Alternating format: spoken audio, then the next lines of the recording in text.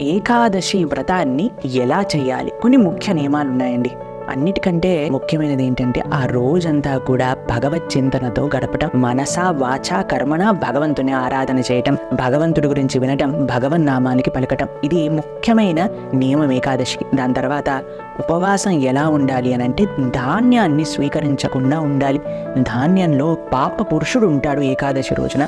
లేదండి మేము మొత్తం ఏకాదశి ఉపవాసం చేయలేమండి అన్న వాళ్ళు కొద్దిగా పాలు పండ్లు స్వీకరించవచ్చు. లేదండి అది కూడా సాధ్యం అవ్వదు అని అంటే సగ్గు బియ్యము అటువంటి పదార్థాలు కొన్ని ఉన్నాయి ఏకాదశి రోజు కూడా స్వీకరించవలసింది. ఏవైతే ధాన్యం కాదో వాటిని మనం చక్కగా కనుక్కొని వాటిని స్వీకరించవచ్చు అనమాట. వీటికి సంబంధించినవన్నీ ఇన్ఫర్మేషన్ కూడా మన ఛానల్లో ఏకాదశి వ్రత నియమం పైన మనం 2 వీడియోస్ చేసాం. దాన్ని తప్పకుండా శ్రవణం చేయండి. ఈ వైకుంఠ ఏకాదశి నుంచి తప్పకుండా అందరం కలిసి ఏకాదశి వ్రతాన్ని పాలన చేద్దాం. హరే కృష్ణ.